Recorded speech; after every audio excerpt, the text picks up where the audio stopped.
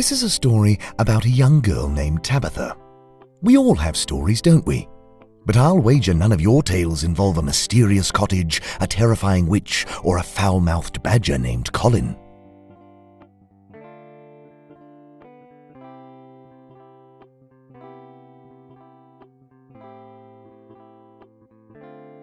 One fine morning, Tabitha was on her way to the village when she encountered an altogether ugly and thoroughly terrifying witch.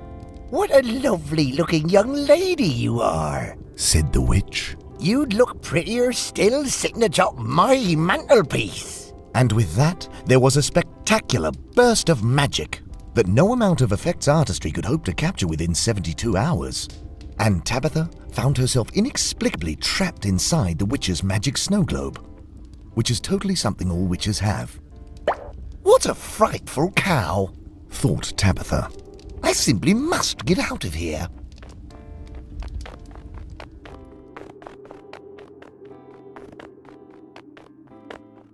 Tabitha peered into the stump. "It looks as if there's something inside," mused Tabitha. "If only it wasn't pitch black in there."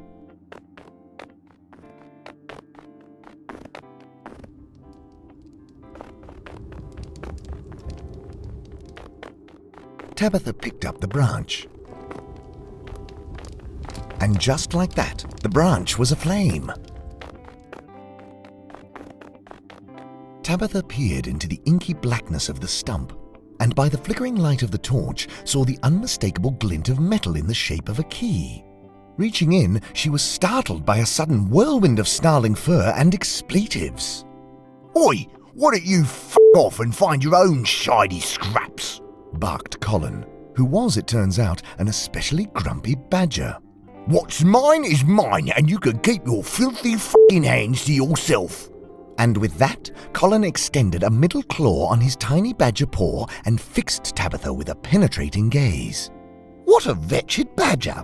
exclaimed Tabitha.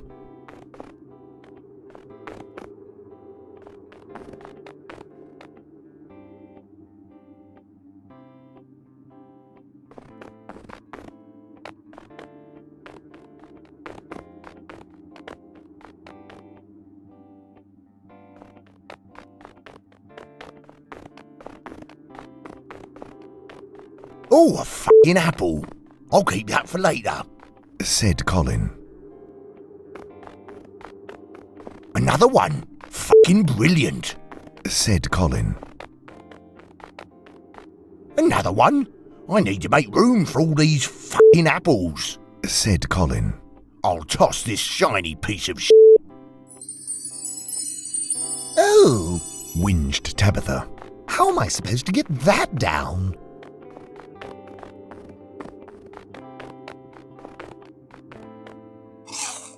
Tabitha greedily polished off the last morsel of apple.